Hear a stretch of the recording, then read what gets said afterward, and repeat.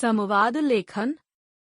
संवाद लेखन साहित्य का अभिन्न अंग है। संवाद दो या दो से अधिक व्यक्तियों की आपसी मौखिक बातचीत को कहा जाता है। उसे लिपिबद्ध करना संवाद लेखन कहलाता है। संवाद के लिए कम से कम दो व्यक्तियों वक्ता और श्रोता का होना अनिवार्य है। जब हम वक्ता और श्रोता के मध्य की बातचीत को कथोपकथनों के माध्यम से उनके नाम के साथ लिखते हैं और उनके सामने कहे हुए मनोभावों को भी व्यक्त करते हैं, वही संवाद लेखन है। इसके द्वारा गद्य में सहजता और रोचकता आती है। संवाद लेखन का क्षेत्र।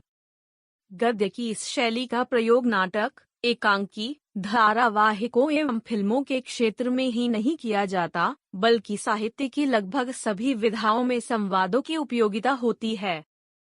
अतः संवाद की परिभाषा है वक्ता और श्रोता के मध्य होने वाले वार्तालाप को ज्यों का त्यों लिपिबद्ध करना संवाद लेखन कहलाता है। संवाद लेखन के समय निम्नलिखित बातों का ध्यान रखना चाहिए। 1. संवाद दिए गए विषय से संबंधित होने चाहिए। 2. संवाद के वाक्य छोटे, स्वाभाविक और रोचक होने चाहिए। 3. संवाद के वाक्य पात्रों की आयु एवं परिस्थितियों के अनुसार होने चाहिए। 4. संवाद के वाक्यों में पात्रों के मनोभावों, विचारों, मुद्राओं आदि को कोष्ठक में लिखा जाना चाहिए। 5. संवाद के वाक्य एक दूसरे से जुड़े हुए होने चाहिए ताकि प्रवाह बना रहे। 6. संवाद के वाक्यों में आत्मीयता लाने के लिए उचित संबोधनों का प्रयोग किया जाना चाहिए। 7. संवाद के वाक्यों में उचित विराम चिन्हों का प्रयोग किया जाना चाहिए। संवाद लेखन के कुछ उदाहरण। 1. पुलकित और प्रणव दोनों 8वीं कक्षा के छात्र हैं। दिसंबर की परीक्षाएं चल रही हैं। इधर भारत पाकिस्तान की एक दिवसीय क्रिकेट मैच श्रृंखला का अंतिम मैच है। दोनों मैच देखना चाहते हैं, परंतु पढ़ाई के दबाव से भी डरते हैं। उनमें हुई बातचीत का संवाद लेखन कीजिए। प्रणव: ओए पुलकित, आज श्रृंखला का अंतिम मैच है, देखेगा? पुलकित: और छोड़ूंगा क्या, देखूंगा। भारत की बैटिंग मैं मिस नहीं करूंगा। प्रणव: यार, टीमें तो दोनों धुआंधार हैं, पाकिस्तान की बैटिंग मिस न कर देना। पुलकित: यदि पापा का दिया टेस्ट पेपर जल्दी कर लूंगा तो पूरा मैच ही देख लूंगा। प्रणव: वैसे इस बार भारत की टीम काफी संतुलित और मजबूत है। पुलकित: ओए, तू क्या सारा मैच देखेगा? प्रणव: हाँ, मैंने तो पहले से ही घर में बोल रखा है कि मैं पूरा मैच देखूंगा। 2. 500 और 1000 रुपये के नोटबंदी के फैसले से काले धन पर लगाम लगाने की सरकार की कोशिश पर दो मित्रों के बीच संवाद लेखन कीजिए।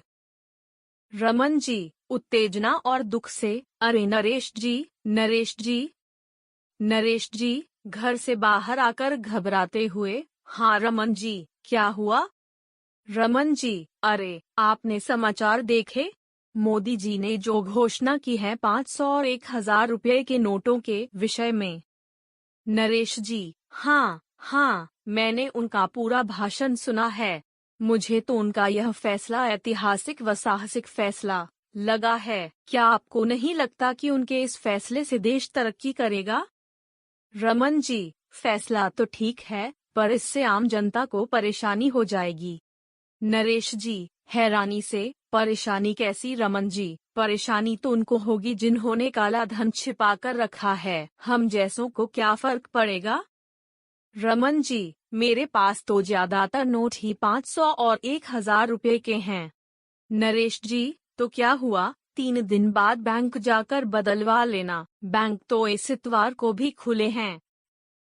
3. अध्यापिका और विधि के बीच भाषण प्रतियोगिता की तैयारी को लेकर संवाद लेखन कीजिए। विधि: गुड मॉर्निंग मैम। अध्यापिका: गुड मॉर्निंग विधि, कहो क्या बात है?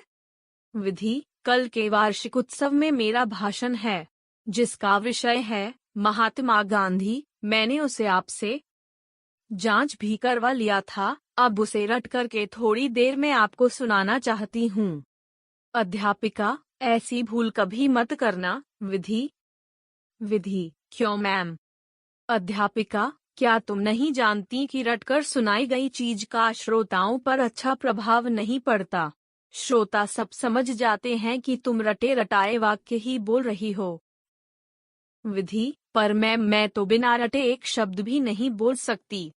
अध्यापिका, ठीक है, शुरू में ऐसा लगता है विधि, परंतु मैं तुम्हें बताती हूँ कि जो भाषण तुमने तैयार किया है उसके कुछ संकेत बिंदुओं को कागज पर लिख लो। उन बिंदुओं के आधार पर स्वयं वाक्य बनाकर लोगों की तरफ देखकर बोलना है। विधि, किंतु यदि मैं किसी बिंदु को बोलना भूल गई तो? अध्यापिका, तो परेशान होकर रुकना मत, उससे अगले बिंदु पर बोलना शुरू कर देना। इससे तुम्हें सभी बातें स्वयं की याद आती चली जाएंगी।